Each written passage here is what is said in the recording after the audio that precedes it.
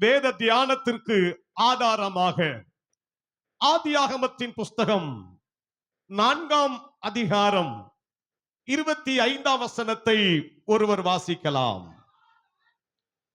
பின்னும் ஆதாம் தன் மனைவியை அறிந்தான், அவள் ஒரு குமாரனை பெற்று காயின் கொலை செய்த ஆபேலுக்கு பதிலாக தேவன் எனக்கு வேறொரு புத்திரனை கொடுத்தார் என்று சொல்லி அவனுக்கு சேத் என்று பெயரிட்டாள். அல்லேலூயா, ஸ்தோத்திரம். சாலமோன் வாசி அந்த வசனத்தை. ஆதியாகமம் 4ஆம் அதிகாரம் 25ஆம் வசனத்தை சாலமோன் வாசி. ஆதியாகமம் 4:25. பிள்ளைங்கள்லாம் நல்ல பைபிளை புரட்டணும். வாசி. 5ஆம் பக்கம் ஆதியாகமம் 4:25. காது கேட்கல, வாசிப்பா. வசனத்தை வாசிக்க வைக்கப்படக்கூடாது. வாசி.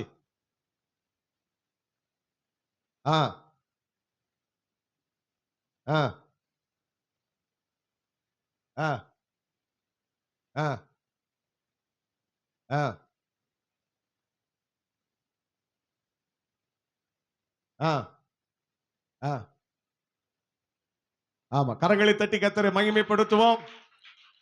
வாலிபர்கள், வாலிப பிள்ளைகள் வசனத்தை பார்க்கணும், வசனத்தை வாசிக்கணும். போட்டி போட்டு வசனத்தை வாசிக்கணும். கர்த்தர் உங்களை ஆசீர்வதிப்பாராக. கடந்த நாளிலே இந்த வேத பகுதியை வாசித்துக் கொண்டிருந்த பொழுது இந்த வசனத்தின் மூலமாய் ஆவியானவர் எனக்கு உணர்த்தின சில வசனங்களை நான் உங்களுக்கு சொல்ல விரும்புகிறேன். ஸ்தோத்திரம். காயின் கொலை செய்த ஆபேலுக்கு பதிலாக, வசனம் எப்படி சொல்லுகிறது பாருங்கள். காயின் கொலை செய்த ஆபேலுக்கு பதிலாக தேவன் எனக்கு வேறொரு புத்திரனை கொடுத்தார் என்று சொல்லி அவனுக்கு சேத் என்று பெயரிட்டாள் என்று வாசிக்கிறோம். அல்லேலூயா. சேத் என்றால் பதிலீடு என்று அர்த்தம். பதிலாய் கொடுக்கப்பட்டவன். ஸ்தோத்திரம். இழப்பீடாய் கொடுக்கப்பட்டவன். நஷ்டத்துக்கு ஈடுகட்டும்படி கொடுக்கப்பட்ட ஒரு குமாரன் சேத்து என்று பைபிள் சொல்லுகிறது. ஆண்டவருக்கு மகிமை உண்டாகட்டும். அப்போ ஆபேலுக்கு பதிலாக கர்த்தர் எனக்கு ஒரு குமாரனை கொடுத்தார் என்று சொல்லி அவனுக்கு சேத் என்று பெயரிட்டாள். இன்றைக்கு பிரசங்கிக்கிற பிரசங்கத்துடைய தலைப்பு என்னன்னா, ஆபேலுக்கு பதிலாக சேத் அப்படிங்கிற தலைப்பிலே ஆண்டவருடைய வார்த்தைகளை நான் உங்களுக்கு சொல்ல விரும்புகிறேன். பரிசுத்த ஆவியானவர் நம்மோடு கூட பேசுவாராக. ஆண்டவருக்கு மகிமை உண்டாகட்டும். அன்பானவர்களே, ஆபேலுக்கு பதிலாக சேத். அப்படியானால் எல்லாருக்கு தெரிந்த ஒரு வேத பகுதி, ஆதாமை கர்த்தர் உண்டாக்கினார். அந்த ஆதாமுக்கு ஒரு ஏவாளை கர்த்தர் கொடுத்தார். ஆதாமுக்கும் ஏவாளுக்கும் பிறந்தவர்கள் காயின், ஆபேல் என்று நமக்கு தெரியும். 2 பேரும் கர்த்தருக்கு பலி செலுத்தினார்கள். ஒருவனுடைய பலியை கர்த்தர் அங்கீகரித்தார், ஒருவனுடைய பலியை கர்த்தர் அங்கீகரிக்கவில்லை. ஆனபடினால் காயின் எழும்பி ஆபேலை கொலை செய்து விட்டான். அதே அதிகாரத்தின் பின்பகுதியிலே ஏவாள் இப்படி சொல்லுகிறாள், ஆபேல் எனக்கு ஒரு குமாரனாக இருந்தான், அவனை நான் இழந்து விட்டேன். அந்த ஆபேலுக்கு பதிலாக எனக்கு ஒரு குமாரனை கர்த்தர் கொடுத்தார் என்று சொல்லி அந்த குமாரனுக்கு சேத் என்று பெயரிட்டாளாம். அல்லேலூயா சொல்லாமா? அப்ப சேத் என்றால் பதிலீடு என்ற அர்த்தம். பதிலாக எனக்கு கொடுக்கப்பட்டவன். எனக்கு அன்பானவர்களே, ஆபேல் என்ற வார்த்தைக்கு காலை பனி என்கிற ஒரு பொருள் இருக்கிறது. ஆபேல் என்றால் காலையிலே பெய்கிற பனி என்ற அர்த்தம். இருந்தாலும் இன்றைக்கு இந்த ஆராதனை வேளையிலே வித்தியாசமான ஒரு கண்ணோட்டத்தோடு கூட ஆண்டவருடைய செய்தியை உங்களுக்கு முன்பாக நான் வைக்க விரும்புகிறேன். ஆபேலை பற்றி வேதத்தில் அதிகமாக எழுதப்படவில்லை. ஆதியாகமத்தின் புஸ்தகத்திலே வாசிக்கிறோம். புதிய ஏற்பாட்டிலே 2 இடங்களிலே ஆபேலை பற்றி ஆவியானவர் எழுதி வைத்திருக்கிறார். இந்த ஆபேல் என்றால் என்ன? இந்த ஆபேலுக்கு பதிலாக சேர்த்து கொடுக்கப்பட்டானே, அதை ஆவிக்கேற்ற பிரகாரமாய் தியானிப்பதற்கு ஆபேல் என்றால் என்ன, ஆபேலுக்கு பதிலாய் கர்த்தர் நமக்கு கொடுக்கிற ஆசீர்வாதம் என்ன? இன்றைக்கு நான் தீர்க்க தரிசனமான வார்த்தைகளை நான் உங்களுக்கு சொல்ல போகிறேன். நான் சொல்லுகிற வார்த்தைகளை நீங்கள் தீர்க்க தரிசனமாக ஏற்றுக்கொள்ள வேண்டும். நான் சொல்லுகிற வார்த்தை கர்த்தருடைய வார்த்தை. நான் பேசுகிற வார்த்தை கர்த்தருடைய வார்த்தை. அது உங்களிடத்தில் வரும்போது நீங்கள் சந்தோஷமாய் இந்த வசனத்தை ஏற்றுக்கொள்ள வேண்டும். நீங்கள் வசனத்தை ஏற்றுக்கொண்டீர்கள் என்பதற்கு அடையாளமாய் அல்லேலூயா சொல்ல வேண்டும், ஆமென் சொல்ல வேண்டும். ஆமென் சொல்லலாமா? அல்லேலூயா. அப்படியானால் இந்த வசனத்தை நீங்கள் ஏற்றுக்கொள்ளுகிறீர்கள், இந்த வசனத்துக்கு நீங்கள் ஆமென் என்று சொல்லுகிறீர்கள், இந்த வசனத்தை உங்களுக்கு உரித்தாக்கி கொண்டீர்கள் என்பதற்கு அடையாளமாக பிரசங்க நேரத்தில் ஆமெனுக்கும் குறைவு இருக்கக்கூடாது, அல்லேலூயாவுக்கும் குறைவு இருக்கக்கூடாது. அல்லேலூயா. சகோதரர்கள் சற்று பின்தங்கியே இருக்கிறார்கள். அவர்களும் ஸ்தோத்திரம் உங்களுக்கு ஈடாக ஆமேனும் அல்லேலூயா சொல்லுவார்கள். ஆமேன் சொல்லுங்க. தம்பிமார்லாம் ஆமேன் சொல்லுமா? அல்லேலூயா. கர்த்தர் உங்களை ஆசீர்வதிப்பாராக. இப்ப ஆபேல் என்றால் எதற்கு அவனை நாம் அடையாளப்படுத்த முடியும் என்று சொன்னால், புதிய ஏற்பாட்டிலே எபிரேயர், எல்லாரும் பைபிளை திறக்கணும். நான் திடீர்னு ஒரு ஆள் பேரை சொல்லி வாசிக்க சொல்லிடுவேன். அதனால எல்லாரும் பைபிளை திறங்க. எபிரேயர் 11ஆம் அதிகாரம் 4ஆம் வசனத்தை வாசிக்கலாம். விசுவாசத்தினாலே ஆபேல் காயினுடைய பலியிலும் மேன்மையான பலியை தேவனுக்கு செலுத்தினான். அதனாலே அவன் நீதிமான் என்று சாட்சி பெற்றான். அவன் காணிக்கைகளை குறித்து தேவனே சாட்சி கொடுத்தார், இன்னும் பேசுகிறான் அப்படின்னு எழுதப்பட்டிருக்கிறது. சரி, இந்த வார்த்தையை நாம் எடுத்துக்கொள்வோம். இங்கே ஆபேலை பற்றி ஆண்டவர் என்ன சொல்லுகிறார் அப்படின்னா, விசுவாசத்தினாலே ஆபேல் என்று சொல்லப்பட்டிருக்கிறது. விசுவாசத்தினாலே ஆபேல். அப்படியானால் ஆபேலுக்குள் என்ன இருந்தது? ஆபேலுக்குள் என்ன இருந்தது? ஆரோன், விசுவாசம் இருந்தது. ஆபேலுக்குள் என்ன இருந்தது? விசுவாசம் இருந்தது. ஆபேலுக்குள்ள விசுவாசம் இருந்தபடினாலே விசுவாசமுள்ள ஆபேல். நல்ல கவனிங்க, விசுவாசமுள்ள ஆபேல். தோத்திரம். சரி, அடுத்த அதே வசனத்துல ஆபேலுக்குள்ள என்ன இருந்தது? அவன் மேன்மையான பலிகளை செலுத்தினபடினால் அவன் நீதிமானாய் இருந்தான் என்று பரிசுத்த பைபிள் சொல்லுகிறது. அவன் நீதிமானாய் இருந்தான், நீதி செய்கிறவனாக இருந்தான். நீதிமானான ஆபேல் அல்லது நீதி செய்கிறவனாகிய ஆபேல். அல்லேலூயா. ஆபேலை பற்றி 2 காரியத்தை இந்த வசனத்தில் சொல்லி இருக்கிறேன். ஒன்று விசுவாசம் உள்ளவனாகிய ஆபேல், இன்னொன்று நீதி செய்கிறவனாகிய ஆபேல். ஸ்தோத்திரம். அப்போ ஆபேலுக்கு பதிலாக என்றால் விசுவாசத்திற்கு பதிலாக, ஆபேலுக்கு பதிலாக என்றால் நீ செய்கிற நீதிக்கு பதிலாக. இத மனசிலே பதிய வைத்துக் கொள்ளுங்கள். ஆண்டவருக்கு மகிமை உண்டாகட்டும். மூன்றாவது சொல்லுகிறேன், ஆதியாகமத்தின் புஸ்தகம் 4ஆம் அதிகாரத்தை திருப்பிக் கொள்ளும் போது இந்த 2 பேரும் கர்த்தருக்கு காணிக்கை படைக்கும்படி வருகிறார்கள். 2 பேரும் ஆண்டவருக்கு காணிக்கை கொண்டு வருகிறார்கள். ஆபேலும் காணிக்கையை கொண்டு வருகிறான், காயினும் காணிக்கையை கொண்டு வருகிறான். ஸ்தோத்திரம். ஆபேல், காயின் என்ன வேலை செஞ்சான்? நிலத்தை பயிரிடுகிறவனாக இருந்தான். காயின் என்ன வேலை செஞ்சா? நிலத்தை பயிரிடுகிறவனாக இருந்தான். அப்படித்தானே? ஆபேல் என்ன செய்தான்? ஆடு மாடு மேய்க்கிறவனாக, ஒரு மேய்ப்பனாக இருந்தான். தோத்திரம். அன்பானவர்களே, இப்போ சில நாள் சென்ற பின்பு, 4ஆம் அதிகாரம் 3ஆம் வசனத்துல, சில நாள் சென்ற பின்பு காயின் நிலத்தின் கனிகளை கர்த்தருக்கு காணிக்கையாக கொண்டு வந்தான். முதல்ல காணிக்கை கொண்டு வந்தது யாரு? காயின். சரி, அடுத்து ஆபேலும் தன் மந்தையின் தலையீற்றுகளிலும் அவைகளில் கொழுமையானவைகளில் சிலவற்றையும் கொண்டு வந்தான். ஆபேலையும் அவன் காணிக்கைகளையும் கர்த்தர் என்ன செய்தார்? அங்கீகரித்தார். ஆபேலுடைய காணிக்கைகளை கர்த்தர் அங்கீகரித்தார். இந்த வசனத்துக்கு காயினுடைய காணிக்கையை கர்த்தர் அங்கீகரிக்கவில்லை. ஏராளமான உள் அர்த்தங்கள் இருக்கிறது. ஸ்தோத்திரம். அதையெல்லாம் சொன்னா உங்களுக்கு வழங்காது. நல்லா கவனிங்க அன்பானவர்களே. அதற்கு முந்தின அதிகாரத்தில் தான் ஆண்டவர் பூமியை சபித்தார் என்று பைபிள் சொல்லுகிறது. ஆதியாகமத்தின் புஸ்தகம் 3ஆம் அதிகாரத்திலே பூமியை தேவன் சபித்தார். அந்த சபிக்கப்பட்ட பூமியிலிருந்து விளைந்ததை காயின் கொண்டு வந்தான். கர்த்தர் அதை அங்கீகரிக்கவில்லை. ஸ்தோத்திரம். ஆனால் ஆபேலுடைய காணிக்கைகளை கர்த்தர் அங்கீகரித்தார். 2 பேரும் காணிக்கை செலுத்தினார்கள். ஸ்தோத்திரம். இவன் காணிக்கையை கர்த்தர் அங்கீகரிச்சாரு, அவன் காணிக்கையை கர்த்தர் அங்கீகரிக்கல.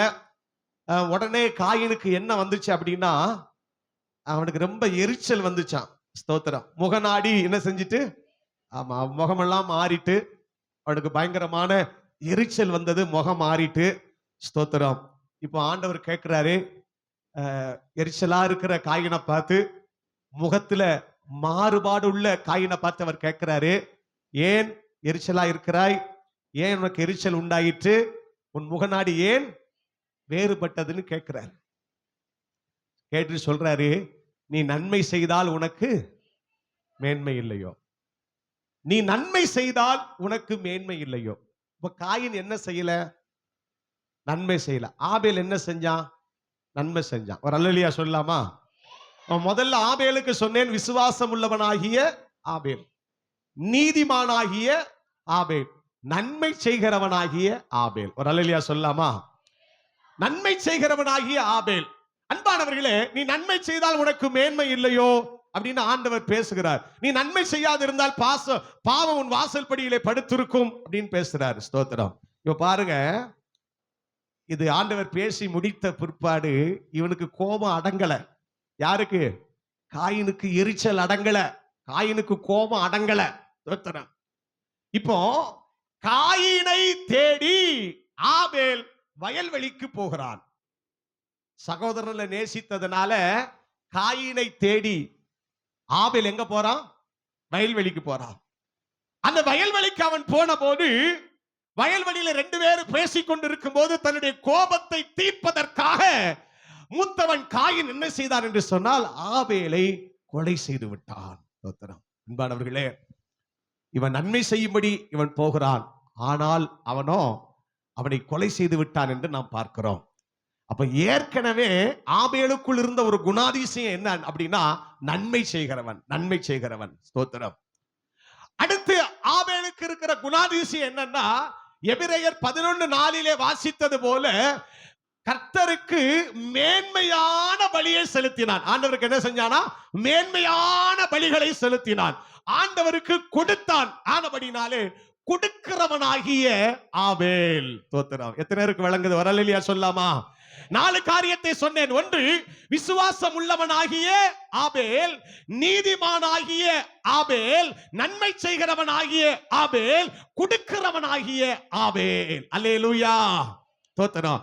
விசுவாசத்திற்கு பதிலாக நீ ஆண்டவருக்கு நீதி செய்தபடினால், நீதியாய் வாழ்ந்தபடினால் அந்த நீதிக்கு பதிலாக நீ நன்மை செய்தபடினால் அந்த நன்மைக்கு பதிலாக நீ கர்த்தருக்கு கொடுத்ததினால் அந்த கொடுத்ததற்கு பதிலாக உனக்கு ஒரு சேத்து உண்டு. கரங்களை தட்டி ஆண்டவரை மகிமைப்படுத்தலாமா?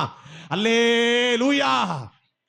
தோத்திரம், தோத்திரம், தோத்திரம். இப்ப ஆபேலுக்கு பதிலாக ஒரு சேத்தை கர்த்தர் தருவார். ஸ்தோத்திரம். சேத்துனா என்ன? பதிலீடு. ஆபேலுக்கு பதிலாய் வந்தவன் தான் சேத்து. உன் விசுவாசத்துக்கு பதிலா ஒரு சேத்தை கர்த்தர் தருவார்.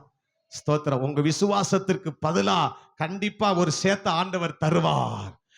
நீங்கள் நீதிமானாய் இருக்கிறதுனால, நீதி செய்கிறதுனால அந்த நீதிக்கு பலனாக கர்த்தர் ஒரு சேத்தை தருவார். நீங்க ஆமென் சொல்லணும். அல்லேலூயா. நீங்கள் நன்மை செய்கிறபடினால் அந்த நன்மைக்கு பிரதிபலனாக கர்த்தர் ஒரு சேத்தை தருவார். நீங்கள் கர்த்தருக்கு கொடுப்பதினாலே அந்த கொடுப்பதற்கு ஏற்ற பதிலாக கர்த்தர் உங்களுக்கு ஒரு சேத்தை தருவார். அல்லேலூயா. 4 காரியத்தை உங்களுக்கு முன்பாக நான் வைக்க விரும்புகிறேன். பரிசுத்த ஆவியானவர் நம்மோடு கூட பேசுவாராக. உங்கள் விசுவாசத்திற்கு பதிலா என்ன கிடைக்கும்? ஸ்தோத்திரம். நீங்க நீதி செய்தீர்களே, அந்த நீதிக்கு பதிலாக என்ன கிடைக்கும்? நீங்க நன்மை செஞ்சீங்களே, அந்த நன்மைக்கு பதிலாக என்ன கிடைக்கும்? நீங்க கர்த்தருக்காக கொடுக்கிறீங்களே, அதற்கு ஏற்ற பதிலாய் கர்த்தர் என்ன தருவார் என்பதை பற்றி 4 குறிப்புகளை இந்த வசனத்தோடு சம்பந்தப்படுத்தி உங்களுக்கு நான் போதிக்க விரும்புகிறேன். ஆவியானவர் தொடர்ந்து இடைபடுவாராக. இப்ப தானியேல் தீர்க்கதரிசன புஸ்தகம் 6ஆம் அதிகாரத்தை திருப்பிக் கொள்வோம். தானியேலின் தீர்க்கதரிசன புஸ்தகம் 6ஆம் அதிகாரத்தை திருப்பிக் கொள்வோம். தானியேலை பற்றி நாம் வாசித்து அறிந்திருக்கிற சத்தியம்தான். அன்பானவர்களே, தரியு ராஜாவுடைய ஆளுகையிலே முழு தேசமும் ஆளுகை செய்து கொண்டிருந்த போது அந்த தேசத்திலே 120 தேசாதிபதிகள் இருந்தார்கள். 120 தேசாதிபதிகள் இருந்தார்கள். 3 பிரதானிகள் இருந்தார்கள். எத்தனை தேசாதிபதிகள்? எத்தனை தேசாதிபதிகள்? 120 தேசாதிபதிகள். எத்தனை பிரதானிகள்? 3 பிரதானிகள். அந்த 3 பிரதானிகளிலே ஒருவன் தான் தானியேல். 3 பிரதானிகளிலே ஒருவன் தான் தானியேல். இந்த 120 தேசாதிபதிகளும் இந்த தானியோலோடு கூட இருந்த இந்த 2 ஸ்தோத்திரம் தேசாதிபதிகளும், கவனிங்க, 120 தேசாதிபதிகள், 3 பிரதானிகள். 120 தேசாதிபதிகளும் இந்த 2 பிரதானிகளும் தானியேலுக்கு விரோதமாய் யோசிக்க ஆரம்பித்தார்கள். இந்த தானியேல் மேல எப்படி ஆகிலும் ஒரு குற்றத்தை சுமத்த வேண்டும். இந்த தானியேல் மேல எப்படி ஆகிலும் ஒரு குற்றத்தை சுமத்த வேண்டும். எங்க பார்த்தாலும் அவனுடைய பெயர் தான் அடிபடுகிறது. ஸ்தோத்திரம். எப்படித்தான் அவனுக்கு இந்த ஞானம் வந்ததோ தெரியல. அரசாங்க ஆளுகையானாலும் ராஜாவின் சம்பந்தப்பட்ட காரியமானாலும் இவனுடைய பெயர் தான் பேசப்படுகிறது. இவன் பெருமைக்குரியவனாய் மாறிக்கொண்டிருக்கிறான். ராஜாவின் மதிப்புக்குரிய பாத்திரமாய் மாறிக்கொண்டிருக்கிறான். இவனை விடக்கூடாது என்று சொல்லி 120 தேசாதிபதிகளும் அதோடு கூட சேர்ந்து 2 பிரதானிகளும் தானியேல் மேல குற்றம் சுமத்தும்படி அப்படியே அவனை கண்காணிக்க ஆரம்பித்தார்கள். ஸ்தோத்திரம். அல்லேலூயா. அன்பானவர்களே, அவன் மேல என்ன குற்றத்தை சுமத்தலான்னு எல்லாரும் பார்த்துட்டு இருந்தாங்களாம். ஆனா பரிசுத்த பைபிள் சொல்லுகிறது, 4ஆம் வசனத்தை வாசிங்க. அப்பொழுது பிரதானிகளும் தேசாதிபதிகளும் ராஜ்யத்தின் விசாரிப்பிலே தானியேலை குற்றப்படுத்தும்படி முகாந்தரம் தேடினார்கள். ஆனாலும் ஒரு முகாந்தரத்தையும் குற்றத்தையும் கண்டுபிடிக்க கூடாதிருந்தது. அவன் உண்மை உள்ளவனாய் இருந்தபடியால் அவன் மேல் சுமத்த யாதொரு குற்றமும் குறைவும் காணப்படவில்லை. இப்ப அவன் மேல என்ன செய்ய முடியவில்லை? குற்றத்தை சுமத்த முடியவில்லை. அவன் எப்படி இருக்கிறான்? உண்மையா இருக்கிறான். குற்றத்தை சுமத்த முடியல. எல்லாரும் யோசனை பண்றாங்க, இவன் மேல குற்றத்தை சுமத்த முடியலையே, என்ன செய்வது அப்படின்னு யோசிக்கும் போது தேவனை பற்றிய வேத விஷயத்திலே தான் அவனை நாம் குற்றப்படுத்தவே முடிய, வேற எந்த விதத்தில் அவனை குற்றப்படுத்த முடியாது என்கிற தீர்மானத்துக்கு கடந்து வந்தார்கள்.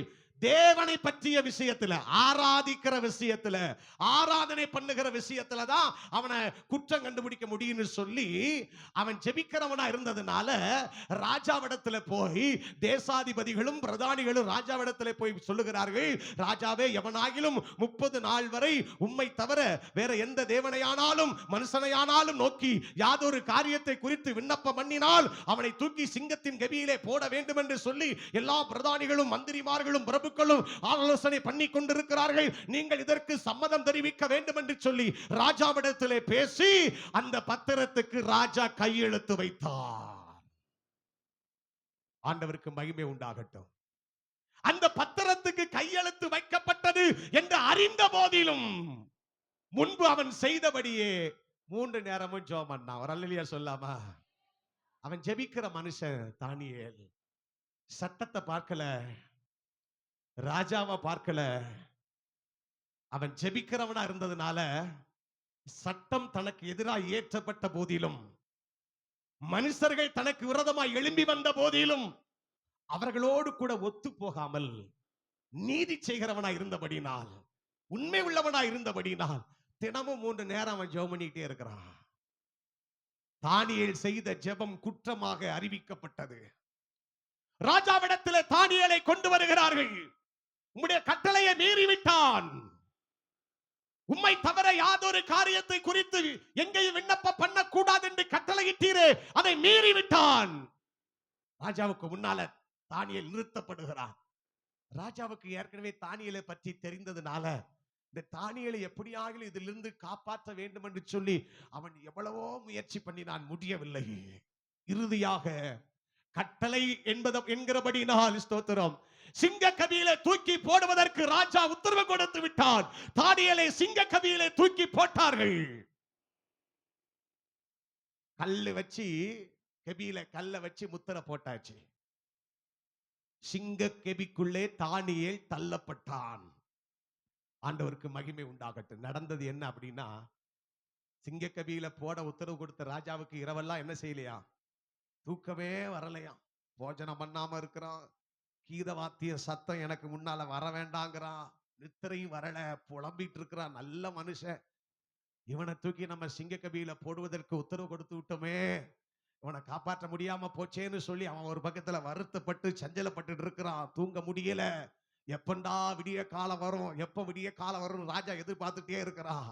ஸ்தோத்திரம். விடிய காலம் வந்த போது, காலமே கிழக்கு விழுக்கும் போது ராஜா எழுந்திருந்து சிங்கக்கபிக்கு தீவிரமாய் போனான். ஹல்லேலூயா.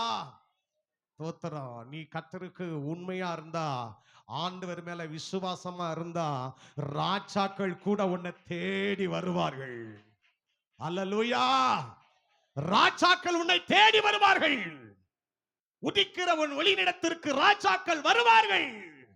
ஆண்டவருக்கு மகிமை உண்டாகட்டும். தூக்கம் வரல, ராஜாவுக்கு நித்திர போச்சு. காலமே எழுந்து சிங்கக்கபிக்கு தீவிரமாய் வருகிறான். கல் அடைக்கப்பட்டிருக்கிறது. சிங்கக்கபியின் வாசலில் நின்று கிட்ட வந்து துயர சத்தமாய் கூப்பிடுகிறான். தானியேலை கூப்பிட்டு, தானியேலே, ஜீவனுள்ள தேவனுடைய தாசரே, நீ இடைவிடாமல் ஆராதிக்கிற உன் தேவன் உன்னை சிங்கங்களுக்கு தப்புவிக்க வல்லவராய் இருந்தாரா அப்படின்னு கேட்கிறான். அல்லேலூயா. உள்ள போனவன் செத்துட்டானே தெரியல, உயிரோடு இருக்கிறானே தெரியலையப்பா. சிங்கக்கபியில வாசல் இருந்து கூப்பிடுறாரு, தானியேலே, நீ இடைவிடாமல் ஆராதிக்கிற தேவன் சிங்கங்களுக்கு தப்புவிக்க வல்லவராய் இருந்தாரா அப்படின்னு கேட்கிறா. ஸ்தோத்திரம். உள்ள இருந்து ராஜா சத்தத்தை பார்க்கிலும் பெரும் சத்தமாய் தானியேல் சொல்லுகிறார். அப்பொழுது தானியேல், ராஜாவே, நீர் என்றும் வாழ்க. நல்ல கைகளை தட்டி ஆண்டவரை மகிமைப்படுத்தலாமா? ராஜாவே, நீர் என்றும் வாழ்க. சிங்கங்கள் என்னை சேதப்படுத்தாதபடிக்கு தேவன் தன்னுடைய தூதனை அனுப்பி அவைகளின் வாயை ஆண்டவர் கட்டி போட்டார். ஹல்லேலூயா. ஆண்டவர் சிங்கத்தின் வாயை கட்டிட்டாரு. ராஜாவே, அது என்ன சேதப்படுத்த முடியல. அது என்னென்றால், அவருக்கு முன்பாக நான் குற்றமற்றவனாய் காணப்பட்டேன். ராஜாவாகி உமக்கு முன்பாகவும் நான் நீதிகேடு செய்ததில்லை என்று சொன்னார். அடுத்து 23 வசனத்தை வாசிங்க. அப்பொழுது ராஜா தன்னில் மிகவும் சந்தோஷப்பட்டு தானியேலை கெபியிலிருந்து தூக்கிவிட சொன்னான். அப்படியே தானியேல் கெபியிலிருந்து தூக்கிவிடப்பட்டான். அவன் தன் தேவன் பேரில் விசுவாசித்திருந்தபடியினால் அவனில் ஒரு சேதமும் காணப்படவில்லை. நல்ல கைகளை தட்டி ஹல்லேலூயா. அவன் தன் தேவனை விசுவாசித்தபடியினால், அவன் தன் தேவனை விசுவாசித்தபடியினால் அந்த விசுவாசத்திற்கு பதிலாக, அந்த ஆபேலுக்கு பதிலாக, அந்த விசுவாசத்திற்கு பதிலாக ஒரு சேதமும் அவனிடத்தில் காணப்படவில்லை. ராஜாவுக்கு கோபம் வந்தது. எவர்கள் தானியேலை தூக்கி போட வேண்டும் என்று சொன்னார்களோ அவர்கள் சிங்கக்கபியில தூக்கி போடப்பட்டார்கள். குடும்பத்தோடு போடப்பட்டார்கள்.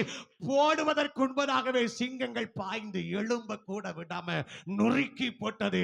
இந்த சம்பவம் நடந்த பிற்பாடு இந்த 6ஆம் அதிகாரத்தினுடைய கடைசி வசனம் சொல்லுகிறது, தானியேலின் காரியம் ஜெயமாயிருந்தது. தானியேலின் காரியம் ஜெயமாயிருந்தது. என்றைக்கு உன் விசுவாசம் பரிசோதிக்கப்படுகிறதோ, அந்த விசுவாசம் பரிசோதிக்கப்பட்ட பிற்பாடு உனக்கு கனத்தை, உனக்கு மகிமையை கொண்டு வரும், கொண்டு வரும், கொண்டு வரும், கொண்டு வரும். விசுவாசம் பரிசோதிக்கப்படும் போது அது பின்பு உனக்கு மகிமையை, கனத்தை கொண்டு வரும் என்று பரிசுத்த ஆவியானவர் சொல்லுகிறார். சில நேரம் நம்ம விசுவாசத்தை ஆண்டவர் பரிசோதனை பண்ணி பார்ப்பார். பொன்னை பார்க்கிலும் அதிக விலையேறப்பட்டதா இருக்கிற உங்கள் விசுவாசம் சோதிக்கப்பட்டு பின்பு புகழ்ச்சியும் மகிமையும் உண்டாக காணப்படும் என்று சொன்னது போல சில நேரம் விசுவாசத்தை சோதித்து பார்ப்பார்.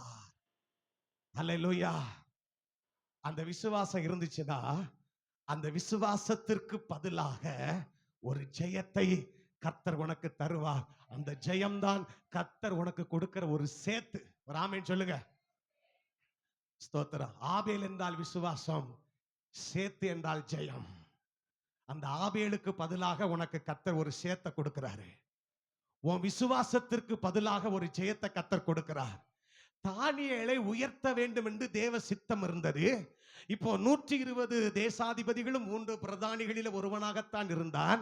இப்ப இந்த நிலைமையிலிருந்து இன்னும் கர்த்தர் உயர்த்த ஆரம்பித்தார். நான் ஒன்றை சொல்லட்டுமா? நீங்க கர்த்தர் மேல விசுவாசம் வச்சிருந்தீங்கன்னா அந்த விசுவாசமானது இருக்கிற நடையிலிருந்து அப்படியே உங்களை உயர்த்திக்கிட்டே போகும், உயர்த்திக்கிட்டே போகும், உயர்த்திக்கிட்டே போகும், உயர்த்திக்கிட்டே போகும். டாப் லெவல்ல கொண்டு வந்து கர்த்தர் உங்களை உட்கார வைப்பார். எத்தனை பேருங்க ஆமென் சொல்வீங்க? ஹல்லேலூயா!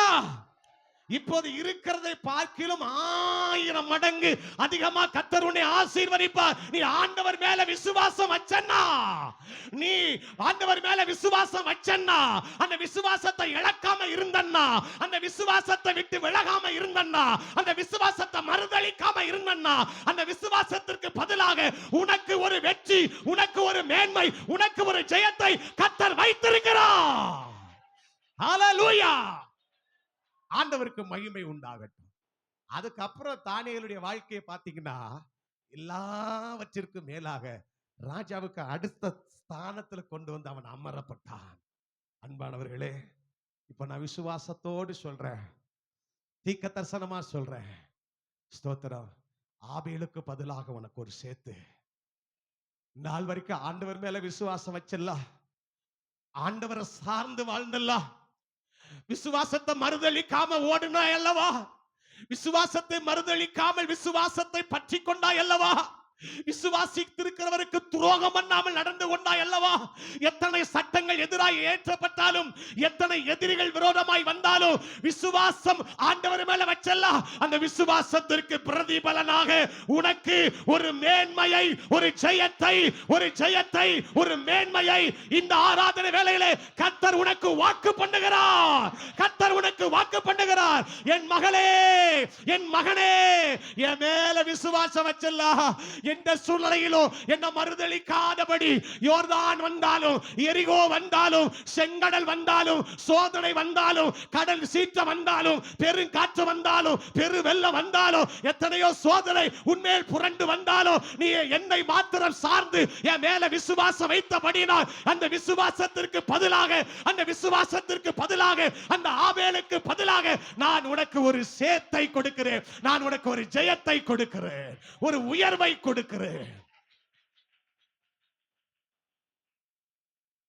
ஆண்டவருக்கு மகிமை உண்டாகட்டும். அன்பானவர்களே, விசுவாசத்திற்கு பதிலாக ஒரு சுகத்தை கர்த்தர் கொடுக்கிறாரு. 100க்கு அதிபதியை பார்த்து சொன்னார், இப்படிப்பட்ட விசுவாசத்தை நான் எங்கேயும் பார்க்கலப்பா, இஸ்ரவேலுக்குள்ள இப்படிப்பட்ட விசுவாசத்தை பார்க்கல. உன் வேலைக்காரன் சுகமானான் போ. விசுவாசத்திற்கு பதிலாக ஒரு சுகம். பெரும்பாடுள்ள ஸ்திரியை பார்த்தாதான் சொன்னார், உன் விசுவாசத்தை நான் பார்த்தேன், விசுவாசத்தின்படி உனக்கு ஆக கடவுது போ. உன் விசுவாசத்திற்கு பதிலாக ஒரு ஜெயத்தை அல்லது ஒரு சுகத்தை, ஒரு நல்ல ஆரோக்கியத்தை கர்த்தர் உங்களுக்கு தருகிறார்.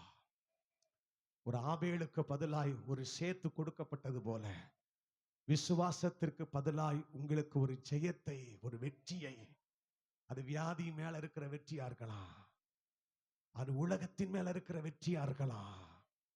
உன் விசுவாச வாழ்க்கையில ஒரு புதிய வெற்றி பாதையில நீ பயணம் செய்யும்படி உனக்கு ஒரு ஜெயத்தை, ஒரு வெற்றியை உனக்கு முன்பாக கர்த்தர் வைத்திருக்கிறார். கரங்களை தட்டி ஆண்டவரை மகிமைப்படுத்தலாமா? Praise the Lord. Hallelujah. ஆண்டவருக்கு மகிமை உண்டாகட்டும். இரண்டாவது, அவன் நீதிமானாக்கப்பட்டிருந்தான், நீதிமானாயிருந்தான், நீதி உள்ளவனாயிருந்தான், நீதி செய்கிறவனாயிருந்தான். அந்த நீதிக்கு பதிலாக ஆண்டவர் ஒரு சேத்தை கொடுக்க போறாரு. ஸ்தோத்திரம். ஒரு சேத்தை கர்த்தர் கொடுக்க போறாரு நீதிக்கு பதிலாக. பிரியமானவர்களே, ஆண்டவர் சொன்னாரு வெளிப்படுத்தல் 22ஆம் அதிகாரத்தில், அநியாயம் செய்கிறவன் இன்னும் அநியாயம் செய்யட்டும், நீதி செய்கிறவன் இன்னும் நீதி செய்யட்டும், பரிசுத்தமாகிறவன் அசுத்தமாயிருக்கிறவன், அல்லேலூயா, இதோ நான் சீக்கிரமாய், இதோ நான் சீக்கிரமாய், ஸ்தோத்திரம். இயேசு சொன்னார், இதோ நான் சீக்கிரமா. அப்ப நீதி செய்கிறவன் இன்னும் நீதி செய்யட்டும். நாம் எதற்காக அழைக்கப்பட்டிருக்கிறோம் அப்படின்னா, நீதி செய்யும்படி அழைக்கப்பட்டிருக்கிறோம். நீதியின் மேல் பசிதாகம் உள்ளவர்கள் பாக்கியவான்கள். அல்லேலூயா. நாமெல்லாம் நீதி செய்யும்படி அழைக்கப்பட்டு, நமக்குள்ளே அநீதி காணப்படக்கூடாது. இயேசுவின் நாமத்தினாலே இந்த வசனத்தை கேட்கும் போதே பேசுகிற எனக்கும் கேட்கிற உங்களுக்கும் ஆண்டவர் கிருபையா இருந்து இந்த உலகத்துல நம்முடைய ஓட்டம் முடிகிற வரைக்கும் நீதியோடு வாழ கர்த்தர் நமக்கு உதவி செய்வாராக. ஆமென் சொல்லுங்க. நீதியோடு வாழ. அப்ப நீதிக்கு பதிலாக நீதியா இருந்தல்ல, உண்மையத்தானே பேசுன. எத்தனையோ பேர் உண்மையை பேசி பேசி என்னத்தை கண்ட, பொய் பேசி எத்தனை பேர் நல்லா இருக்கிறாங்கன்னு சொல்ற ஜனங்களுக்கு மத்தியில வார்த்தையை புரட்டாமல் உருட்டாமல் உனக்கு தெரிந்த உண்மையை மாத்திரம் சொல்லி உண்மையா இருந்தல்ல. இப்ப கர்த்தர் சொல்லுகிறார், அந்த நீதிக்கு பதிலாக, அந்த உண்மைக்கு பதிலாக உனக்கு ஒரு சேத்தை கர்த்தர் வைத்திருக்கிறார். அல்லேலூயா. ஒருத்தர் எல்லாவற்றிலும் உண்மையா இருந்தல்ல என் மகனே, என் மகளே, எல்லாவற்றிலும் நீதியா இருந்தல்ல, நீதி செஞ்சல்ல. ஸ்தோத்திரம். அநீதிமான்கள், அநீதி செய்கிறவர்கள் தேசத்திலே பெருகி இருந்தாலும், ஓ அநீதியான மக்கள் தேசத்திலே பெருகி இருந்தாலும், அக்கிரமக்காரர்கள் தேசத்திலே பெருகி இருந்தாலும், உனக்குள்ளே நீதியின் சூரியனாகிய கிறிஸ்துவை நீ தரித்திருந்தபடியால் நீதி செய்ய வேண்டும் என்கிற தாகத்தோடும் தரிசனத்தோடும் நீ இதுவரைக்கும் பயணித்துக் கொண்டு வந்தாய் அல்லவா, பயணம் செய்து கொண்டு வந்தாய் அல்லவா, உன் வாழ்க்கையை நடத்தி கொண்டு வந்தாய் அல்லவா. அந்த நீதிக்கு தக்கதாக, அந்த உண்மைக்கு தக்கதாக கர்த்தர் உனக்கு ஒரு சேத்தை தருவார். ஆமென். சத்தமா ஆமென் சொல்லுங்க. அல்லேலூயா. அதற்கு அடையாளமாக யாக்கோபின் புஸ்தகம், யாக்கோபு எழுதின நிருபம் 2ஆம் அதிகாரம் 25ஆம் வசனத்தை வாசிப்போம். யாக்கோபு 2:25. ராகாப் என்ற வேசியும் தூதர்களை ஏற்றுக்கொண்டு வேறு வழியாய் அனுப்பிவிட்ட போது அவள் நீதி உள்ளவளாக்கப்பட்டாள் என்று பைபிள் சொல்லுகிறது. இப்ப நீதிக்கு ராகாப் என்கிற ஸ்திரியை உங்களுக்கு முன்பாக வைக்க விரும்புகிறேன். யோசுவாவின் புஸ்தகம் 2ஆம் அதிகாரத்தை திருப்பி பார்க்கிற போது எரிகோ கோட்டையை வேவு பார்க்கும்படி யோசுவாவின் தலைமையிலே, ஸ்தோத்திரம், 2 பேர் அனுப்பப்படுகிறார்கள். யோசுவாவின் புஸ்தகம் 2ஆம் அதிகாரத்திலே 2 பேர் எரிகோவை வேவு பார்த்து வாருங்கள் என்று சொல்லி 2 பேர் அனுப்பப்பட்டார்கள். தேசத்தை வேவு பார்க்கும்படி இந்த பாருங்க, இந்த மனுஷர் இந்த ராத்திரியில இங்கே வந்தார்கள் என்று எரிகோவின் ராஜாவுக்கு சொல்லப்பட்டது. இந்த 2 பேர் எங்க போனாங்க அப்படின்னா, நேரா ராகாப் என்கிற ஸ்திரீயினுடைய வீட்டுக்கு அவர்கள் போனார்கள்.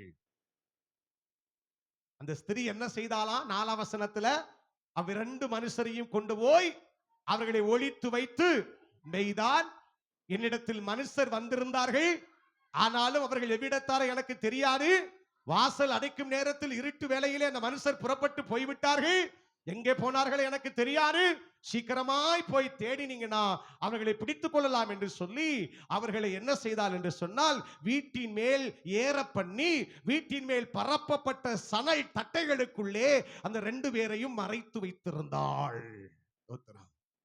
அன்பானவர்களே, அவள் வீடு எங்க இருந்துச்சா? அவள் வீடு எங்க இருந்துச்சா? அவள் வீடு அலங்கத்தின் மதிலில் இருந்தது. அலங்கத்திலே அவள் குடியிருந்தாள் என்று வேதம் சொல்லுகிறது. அலங்கத்தின் மதிலில் இருந்தது. பாருங்க 2:15, அப்பொழுது அவர்களை கயிற்றினாலே ஜன்னல் வழியா இறக்கிவிட்டால் அவள் வீடு அலங்கத்தின் மதிலில் இருந்தது என்று பைபிள் சொல்லுது. அவள் வீடு எங்க இருந்துச்சு? மதில்ல இருந்துச்சு. அவள் வீடு மதில்ல இருந்துச்சு. ஸ்தோத்திரம். இப்ப பாருங்க, இப்ப இந்த ஸ்திரீ செய்த காரியத்தை நம்ம எல்லாரும் அறிந்திருக்கிறோம்.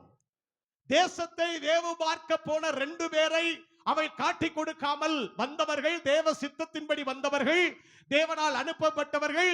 நிச்சயமாய் இந்த இஸ்ரவேலர்கள் இந்த எரிகோவை பிடித்து விடுவார்கள் என்று சொல்லி அவளுக்குள்ள ஏதோ ஒரு விசுவாசம் வந்ததுனால, அந்த தெய்வத்தின் மேல் ஒரு விசுவாசம் வந்ததுனால அந்த 2 பேரை அவள் காப்பாற்றி, ஸ்தோத்திரம், அவள் வீடு அலங்கத்தின் மதிலில் இருந்ததுனால அப்படியே அந்த ஜன்னல் வழியா அவர்களை கயிறை கட்டி கீழே இறக்கி விட்டுட்டு அவர்கள் தப்பித்து விட்டார்கள். ஸ்தோத்திரம். ஆனா போகும்போது சொன்னா, உங்க தேவன் தான் தேவன், கண்டிப்பா அந்த தேசத்தை பிடிப்பீங்க, ஆனா கண்டிப்பா நீங்க என்னையும் என் குடும்பத்தையும் உயிரோடு என்ன செய்யணும்?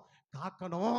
அதற்கு அடையாளமாக ஒரு சிவப்பு கயிறை என்னுடைய வீட்டின் அந்த ஜன்னல்ல நான் கட்டி தொங்க விட்டிருக்கிறேன்னு சொல்லி ஒரு அடையாளத்தையும் கொடுத்தால் ஆண்டவருக்கு மகிமை உண்டாகட்டும். புறப்பட்டு போனார்கள். போனவர்கள் எரிகோ கோட்டையை வீழ்த்தும்படி சமயம் பார்த்து வந்தார்கள். வந்தபோது துதித்தார்கள். எரிகோ மதில் இடிந்து விழுந்தது. ஆனால் அந்த குடும்பம் மாத்திரம் பாதுகாக்கப்பட்டது. அந்த ராகாப் என்கிற ஸ்திரீனுடைய குடும்பம் பாதுகாக்கப்பட்டது. எரிகோ மதில் மேல இருந்த அவள் வீடு இப்பொழுது இஸ்ரவேல் பாளையத்தின் மத்தியிலே கர்த்தர் அவளை கொண்டு வந்தார். ஒரு அல்லேலூயா சொல்லாமா? என்ன சொல்கிறேன் என்று சொன்னால், நீ ஆண்டவருக்காக நீதி செய்தாய் என்றால், நீ கர்த்தருக்காக உண்மையா இருந்தால் என்று சொன்னால், ஸ்தோத்திரம், உனக்கு நல்ல சுதந்திரத்தை, நல்ல ஆசீர்வாதத்தை, யாருமே நினைக்காத, யாருமே சிந்திக்காத ஒரு ஆசீர்வாதத்தை கர்த்தர் உனக்கு தருவார். நல்ல இடத்தை தருவார். உன்னை கர்த்தர் அமர பண்ணுவார் என்று பரிசுத்த ஆவியானவர் உனக்கு தீர்க்க தரிசனமாய் சொல்லுகிறார். நீ செய்கிற வேலையானாலும் சரி, நீ இருக்கிற வீடானாலும் சரி, நீ அங்க வகிக்கிற சபையானாலும் சரி, அதுல நீதி செய்வாயானால், அந்த இடத்துல உனக்கு நல்ல ஒரு பங்கை கர்த்தர் ஆயத்தம் பண்ணுவார். நல்ல ஒரு பங்கை ஆயத்தம் பண்ணுவார். சங்கீதக்காரன் சொன்னது போல, ஓ சத்துருக்களுக்கு முன்னால எனக்கு ஒரு பந்தி ஆயத்தப்படுத்தி என் தலையை எண்ணெயால் அபிஷேகம் பண்ணுகிறீர், என் பாத்திரம் நிரம்பி வழிகிறது. அதே சங்கீதக்காரன் சொல்லுகிறார், நேர்த்தியான இடத்தில் எனக்கு பங்கு கிடைத்தது, ஆம் சிறப்பான சுதந்திரம் எனக்கு உண்டு. அல்லேலூயா, அல்லேலூயா. இஸ்ரவேல் ஜனங்கள் எகிப்து தேசத்துல அடிமைகளாய் இருந்தார்கள். கொடுமையா வேலை வாங்கினா பார்வோன், ரொம்ப அடிமை. இந்த வாழ்க்கையே வாழ தேவையில்லைன்னு தோணுகிற அளவுக்கு வாழ்க்கை வாழ்ந்தார்கள். அப்படிப்பட்ட இஸ்ரவேல் ஜனங்களை எகிப்துக்கு ஆண்டவர் கொண்டு வந்து, தோத்திரம், ஒண்ணு இல்லாத ஒரு இடத்துல கொண்டு வந்து வச்சாரா? இல்ல, நல்ல நாடாகிய ராமசேஸ் என்கிற நாட்டிலே கர்த்தர் தன்னுடைய ஜனத்தை கொண்டு வந்து வைத்தார். சந்தோஷமா ஒரு அல்லேலூயா சொல்லுங்க பார்க்கலாம். இன்னைக்கு சிலர் நினைக்கிறீங்க, எனக்கு ஒரு நல்ல இடம் இல்ல, எனக்கு நல்ல ஒரு வீடு இல்ல, நான் அமர்ந்திருக்கிற இடம் எனக்கு திருப்தி இல்ல, தோத்திரம், நான் இருக்கிற இடம் சரியில்லை அப்படி நீங்க சிலர் நினைக்கிறீங்க. உங்களுக்கு கர்த்தர் சொல்லுகிறார், நீ ஆண்டவருக்கு முன்னால நீதியாய் வாழ்ந்தாயானால் நல்ல ஒரு இடத்துல கொண்டு வந்து கர்த்தர் உன்னை அமர பண்ணுவார். நினத்தையும் கொழுப்பையும் உண்டது போல உன் ஆத்துமா திருப்தியாகும். நீ வற்றாத நீரூற்றை போல் இருப்பா என்று கர்த்தருடைய வார்த்தை சொல்லுகிறது. ஹல்லேலூயா.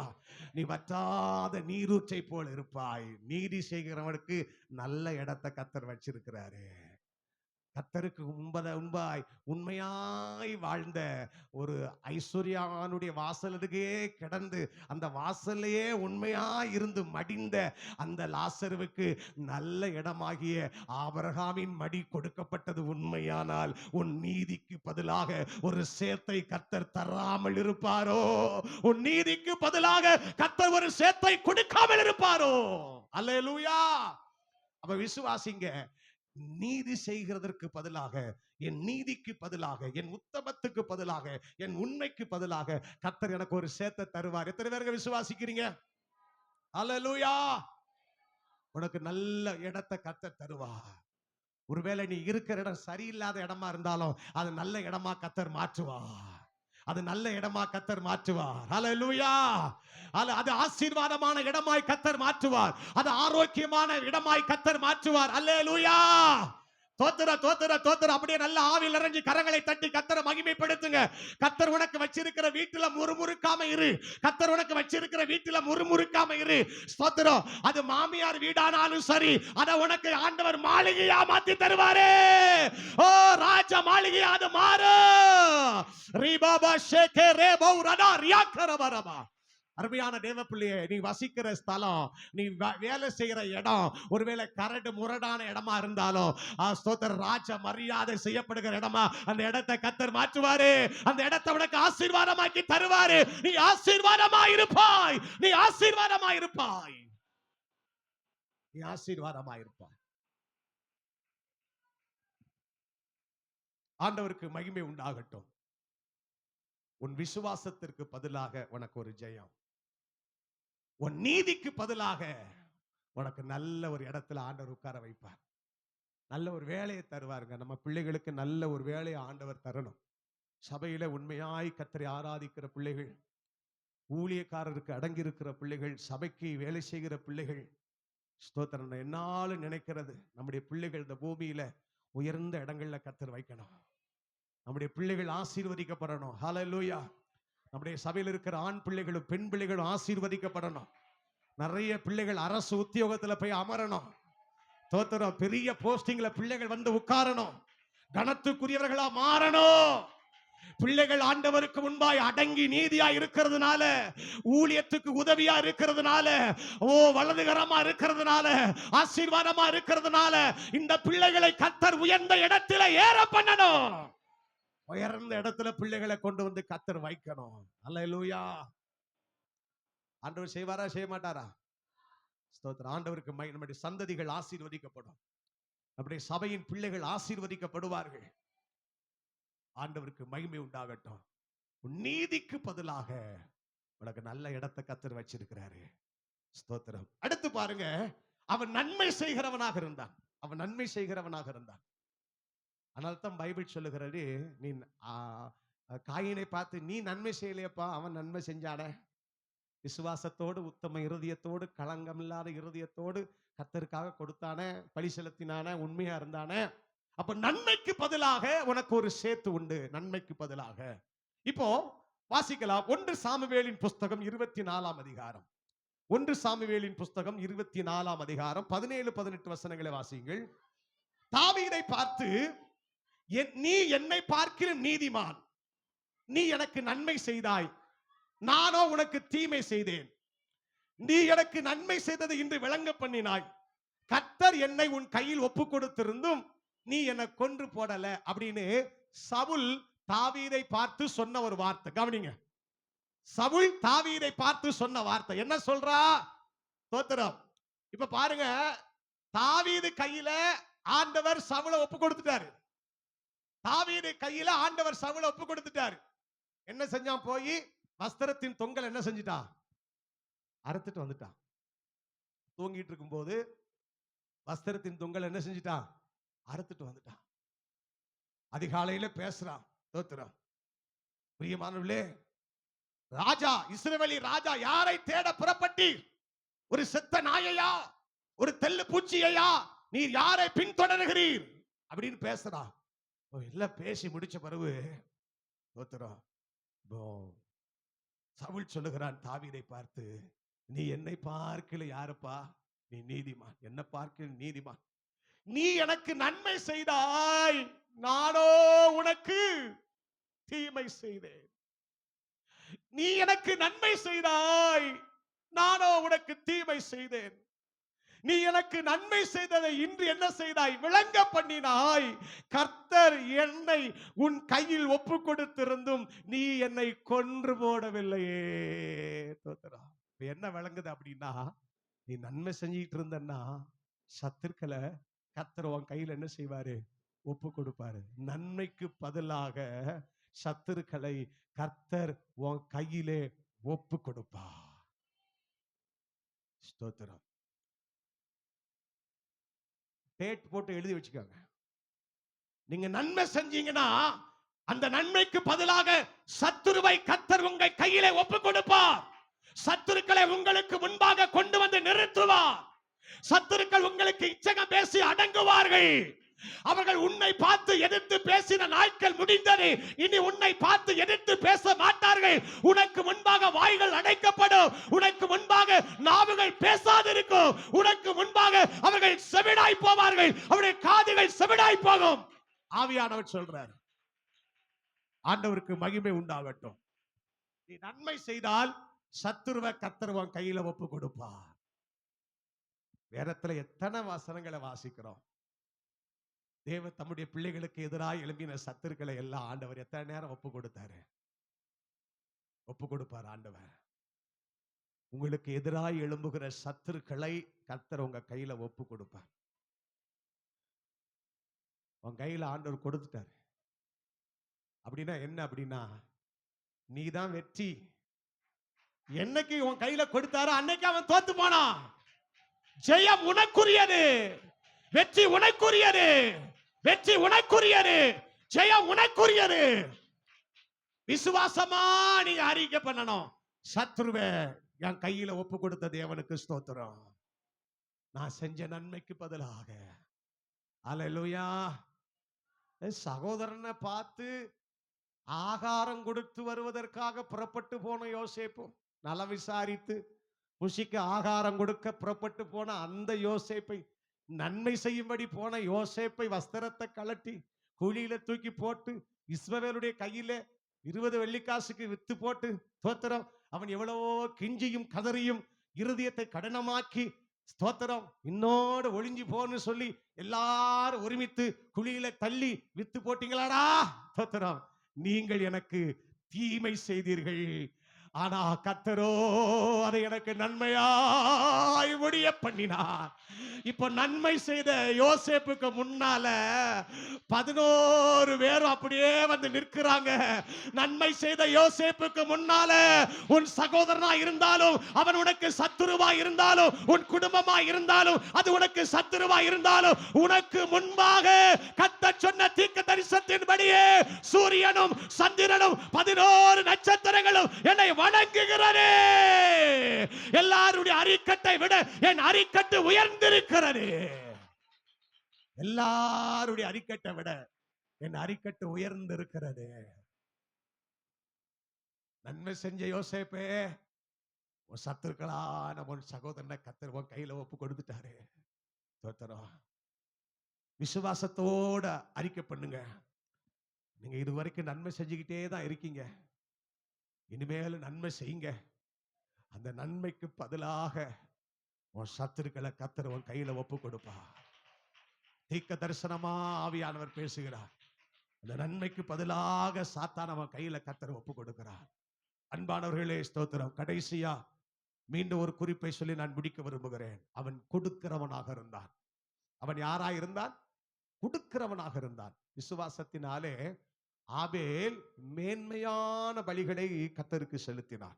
பாருங்க, வாசிக்கலாம். எபிரேயர் 11:4. காயினுடைய பலியிலும் மேன்மையான பலியை தேவனுக்கு செலுத்தினான், அதனாலே அவன் நீதிமான் என்று சாட்சி பெற்றான். மேன்மையானதை கர்த்தருக்கு கொடுத்தான். ஆண்டவருக்கு கொடுப்பது என்பது ஒரு வரம். கர்த்தருக்கு கொடுப்பது என்பது ஒரு வரம். நான் சிலரை பார்க்கிறேன், சில பிள்ளைகளை பார்க்கிறேன். ஸ்தோத்திரம். வேலை செய்கிற சில பெண் பிள்ளைகள், வேலை செய்கிற சில ஆண் பிள்ளைகள் தங்கள் வேலைகளிலே கர்த்தருக்கு கொடுக்கிற அந்த வருமானத்திலே அவர்கள் ஆண்டவருக்கு தசம பாகமாக சிலர் மாத்திரம் கொடுக்கிறார்கள். கொடுப்பது என்பது ஒரு வரம். கொடுக்கிறது என்பது ஒரு வரமா இருக்கிறதுனால, நீ கர்த்தருக்காக அந்த கொடுத்ததுனால, அந்த கொடுத்ததற்கு பலனாக உனக்கு ஒரு சேத்தை கர்த்தர் வைத்திருக்கிறார். உனக்கு ஒரு சேத்து உண்டு. நீ கொடிய தரித்திரனா இருந்தோம், நீ கர்த்தருக்கு உண்மையா இருக்க பத்தியா? உன் குறைவான வருமானத்திலும் நீ கர்த்தருக்கு உண்மையா இருக்க பத்தியா? அந்த உண்மையை கர்த்தர் பார்த்து உன்னையும் உனக்குரியதையும் நீ ஆண்டவருக்கு கொடுக்கிறாய் அல்லவா? அந்த கொடுத்ததின் விளைவாக அதற்கு பதிலாக உனக்கு ஒரு சேத்த கர்த்தர் வச்சிருக்கிறாரு. அல்லேலூயா. நான் கொடுத்து என்ன பிரயோஜனம் நீ சொல்லாத. நான் கொடுத்து பயனில்லை என்று உன் இருதயத்தில் கூட நீ சிந்திக்காதே. நீ விதைத்திருக்கிறாய். விதைத்ததுக்கு ஏற்றபடி நீ கண்டிப்பாய் ஒரு நாள் அறுவடை செய்வாய். நீ விதைத்தது தேவ சமூகம். நீ தேவனிடத்தில் விதைத்திருக்கிறாய். நீ கர்த்தரை கண்டு விதைத்திருக்கிறாய். நல்மனதோடு விதைத்திருக்கிறாய். உண்மையாய் விதைத்திருக்கிறாய். நீ விதைத்ததுக்கு ஏற்ற ஒரு அறுவடையை நீ உன் கண்கள் காணும்படி, கர்த்தர் அதற்கு பதில் கொடுக்கும்படி, பதிலீடு செய்யும்படி உனக்காக ஒரு சேத்தை கர்த்தர் வைத்திருக்கிறார். அன்பு தேவ பிள்ளையே, உன் சரீரம் ரொம்ப பலகீனமா இருந்தாலும் நீ கர்த்தருடைய ஊழியத்துக்காக உன் சரீரத்தை நீ ஆண்டவருக்காக ஒப்பு கொடுத்தாய் அல்லவா? உன் சரீர பலவீனத்தை பொருட்டென்று எண்ணாமல், உன் சரீர பலவீனத்தை நீ பொருட்டென்று பார்க்காமல், உன் சரீர பலத்தை நீ ஆண்டவருக்காய் கொடுத்தாய் அல்லவா? உனக்கு தேவன் தந்திருப்பவைகளிலே கர்த்தருக்காய் கொடுத்தாய் அல்லவா?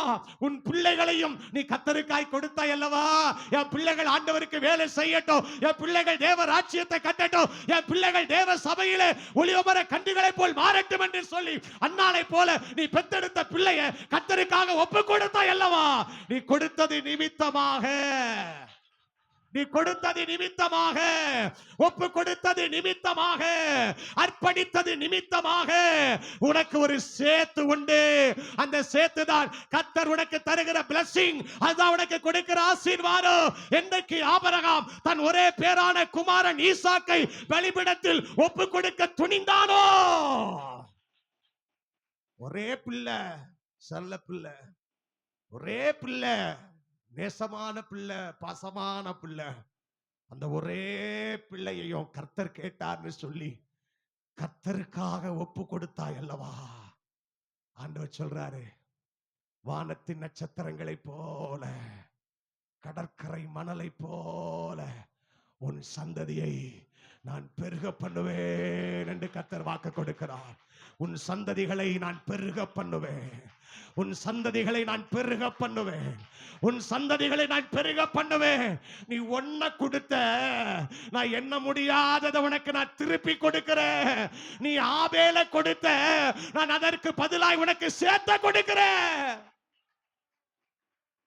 ஆண்டவருக்கு மகிமை உண்டாகட்டும். ஒன்னே ஒண்ணு, காத்திருந்து தவம் இருந்து கண்ணீர் விட்டு கதறி எத்தனையோ நாள் தேவ சமூகத்தில் அழுது பெற்றுக்கொண்டு அதன் மூலமாய் வந்தவன் தான் சாமுவேல். ஒரே ஒரு சாமுவேல் கண்ணீரோடு கேட்டா ஸ்தோத்திரம். கண்ணீருக்கு பதிலாக பிரியமானவர்களே ஒரு சாமுவேல் தீர்க்கதரிசி ஆண்டவர் கொடுத்தாரு. ஆனா கொடுத்த ஒரே பிள்ளைய கர்த்தருக்காக கொடுத்துட்டா. கொடுத்த ஒரே பிள்ளைய ஆண்டவருக்காக கொடுத்துட்டா. கர்த்தர் பார்த்தாரு, ஒரே பிள்ளைய நீ எனக்காய் கொடுத்தாய் அல்லவான்னு சொல்லி அவளுடைய கற்பத்தில் அநேக பிள்ளைகளை கர்த்தர் உருவாக்க செய்தார். ஹல்லேலூயா. ஆண்டவருக்கு மகிமை உண்டாகட்டும். ஒன்ன நீ கர்த்தருக்கு கொடுத்தாய் அல்லவா, ஏராளமானதை, தாராளமானதை கர்த்தர் உனக்கு திரும்பி தருவார். பாருங்க, ஸ்தோத்திரம். நீ கொடுத்ததின் விளைவாக ஸ்தோத்திரம் அவர் எப்படி கொடுப்பாராம், அமுக்கி குலுக்கி சரிந்து விழும்படி. ஹல்லேலூயா. அமுக்கி குலுக்கி சரிந்து விழும்படி ஆண்டவர் திரும்ப உனக்கு கொடுக்கிறார். ஹல்லேலூயா. அதனால நம்மள ஆண்டவருக்கு கொடுக்க ஒரு நாள் நம்ம தயங்க கூடாது. ஆண்டவருக்கென்று அர்ப்பணிக்க நாம் ஒரு நாள் நம்ம தயங்க கூடாது. எல்லாம் கர்த்தர் தந்ததுதான், எல்லாம் கர்த்தர் தந்தது. நிர்வாணியாய் வந்தோம், நிர்வாணியாய் எவ்விடத்துக்கு திரும்புவோம். ஒன்று கொண்டு வந்ததும் இல்லை, ஒன்று கொண்டு போவதும் இல்லை. இந்த பூமியில எனக்கு தருகிறது எல்லாம் என் ஆண்டவருக்கு தான். ஹல்லேலூயா. எனக்கு தருகிறது எல்லாம் என் ஆண்டவருக்கு தான். ஸ்தோத்திரம். பிரியமானவர்களே, ஆனால் ஒரு நம்பிக்கை இருக்கிறது. எல்லாத்தையும் கர்த்தருக்காக கொடுத்துட்டேன், ஒரு சேமிப்பு இல்லை, அக்கௌண்ட்ல பணம் இல்லை, எல்லாத்தையும் ஆண்டவருக்காக கொடுக்குறோம், ஊழியத்துக்காக போடுறோம், ஏதோ கட்டடத்தை கட்டுறோம், ஏதோ காரியத்தை கர்த்தருக்காக செய்யறோம், சேமிப்பு இல்லை. ஆனாலும் ஒரு நிச்சயம் இருக்கிறது, கொடுத்ததின் விளைவாக இந்த ஆபேலுக்கு பதிலாக ஒரு சேத்தனை தருவீர் என்கிற நம்பிக்கை மாத்திரம் இருக்கிறது. ஹல்லேலூயா. என்னை ஒரு நாள் ஒருபோது என்னை வெட்கப்படுத்த மாட்டீர் ஆண்டவரே. என்னை ஒரு நாள் ஒருபோது வெட்கப்படுத்த மாட்டீர் ஆண்டவரே. என் உண்மைக்கு பதிலாக, என் நேர்மைக்கு பதிலாக நான் கொடுத்ததை விளைவாக நீர் எனக்கு ஒரு சேத்தை வைத்திருக்கிறீர் ஆண்டவரே. ஹல்லேலூயா. அது மாத்திரமல்ல, உண்மையாகவே அவருக்காக நம்மை முழுவதையும் அர்ப்பணம் செய்யும் போது, ஸ்தோத்திரம், நம்மை ஆண்டவருக்காக ஒப்பு கொடுக்கும் போது, பிரியமானவர்களே, இறுதியாக நல்ல ராஜ்யத்தையே கர்த்தர் நமக்கு வச்சிருக்கிறார் பாருங்க. நல்ல ராஜ்யம். ஹல்லேலூயா. மகிமையான வாசஸ்தலம், மகிமையான வீடு, நேர்த்தியான ஒரு வீடு, நல்ல வீடு, நல்ல ஒரு சிங்காசனம், நல்ல ஒரு அரியாசனம், நல்ல ஒரு ஆளுகை செய்கிற இடம் கர்த்தர் பரலோகத்தை நமக்கு வச்சிருக்கிறாரு. ஹல்லேலூயா. பிரியமானவர்களே, இங்க நீ கர்த்தருக்காக நீ கொடுத்ததின் விளைவாக ஒரு கலசம் தண்ணீர் கொடுத்தாலும் பிரதிபலன் பரலோகத்துல உண்டுன்னு சொன்ன ஆண்டவர், நீ கர்த்தருக்காக எதையெல்லாம் தத்தம் செய்தாயோ, எதையெல்லாம் விளக்கரையமாய் கர்த்தருக்காய் கொடுத்தாயோ, அதுக்கு எல்லாவற்றிற்கும் பிரதிபலனாக உனக்கு ஒரு நாள் மகிமையிலே சிங்காசனத்தில் வீற்றிருக்கும் போது அந்த மகிமை பொருந்தின ஆண்டவர் பிரதிபலனோடு வருவார். ஓ, அவன் செய்கிற கிரியைகளின்படி அவனுக்கு நாள் அளிக்கும் பலன் என்னோடு கூட வருகிறது என்று சொன்னாரே, அந்த பிரதிபலனோடு இயேசு வரப்போகிறார். அல்லேலூயா. நல்ல கொடுப்போம், பலனை ஆண்டவருக்கு கொடுப்போம், நேரத்தை கர்த்தருக்கு கொடுப்போம், கர்த்தர் தந்த ஞானத்தை கர்த்தருக்கு கொடுப்போம். நம்முடைய குடும்பத்தை கொடுப்போம், நம்முடைய பிள்ளைகளை கொடுப்போம், நம்முடைய ஆஸ்தியை கொடுப்போம், நம்முடைய அந்தஸ்தை கொடுப்போம், எல்லாவற்றையும் கத்தருக்காய் கொடுப்போம். கத்தருக்காய் கொடுத்தவர்கள் ஒருபோதும் தரித்திரராய் போனதில்லை. ஹல்லேலூயா, ஹல்லேலூயா, ஸ்தோத்திரம். இப்ப நீ கொடுத்ததின் விளைவாக உனக்கு ஒரு blessing கத்தர் வச்சிருக்கிறாரு. 4 காரியத்தை சொன்னேன். உன் விசுவாசத்திற்கு பதிலாக உனக்கு ஒரு ஜெயம் உண்டு. உன் நீதிக்கு பதிலாக நல்ல இடம் உனக்கு கத்தர் வச்சிருக்கிறாரு. உன்னுடைய நீ நன்மை செய்தாய் அல்லவா, அந்த நன்மைக்கு பிரதிபலனாக கத்தர் சத்துருக்களை உன் கையில ஒப்பு கொடுப்பாரு. நீ கத்தருக்காய் கொடுத்தாய் அல்லவா, அந்த கொடுத்தது பலனாய் நீ ஆசீர்வதிக்கப்படுவாய். இப்ப எல்லாரும் விசுவாச அறிக்கை செய்ய போகிறோம். ஆபேலுக்கு பதிலாக எனக்கு ஒரு சேத்து உண்டு. சொல்லுங்க எல்லாரும் விசுவாசத்தோடு. சகோதரர்கள் சொல்லுங்க, விசுவாசத்தோடு சொல்லுங்க. ஆபேலுக்கு பதிலாக எனக்கு ஒரு சேத்த கத்தர் வச்சிருக்கிறாரு. ஆபேலுக்கு பதிலாக எனக்கு ஒரு சேத்த கத்தர் வச்சிருக்கிறாரு. சகோதரிமார்கள் சொல்லுங்கள், ஆபேலுக்கு பதிலாக எனக்கு ஒரு கத்தர் சேத்தை வைத்திருக்கிறார். எல்லாரும் சேர்ந்து சொல்லுங்க, எனக்கு ஆபேலுக்கு பதிலாக ஒரு சேத்து உண்டு. என் விசுவாசத்துக்கு பதிலாக, என் நீதிக்கு பதிலாக, நான் செஞ்ச நன்மைக்கு பதிலாக, நான் கொடுத்ததின் பலனாய் எனக்கு ஒரு சேத்த கத்தர் வச்சிருக்கிறார். விசுவாசத்தோடு எல்லாரும் அப்படி முழங்கால் படிட்டு ஆண்டவருடைய நாமத்தை மகிமைப்படுத்தலாமா? எல்லாரும் அப்படி முழங்கால் படிடுவோம். எல்லாரும் அப்படி முழங்கால் படிடுவோம். ஹல்லேலூயா.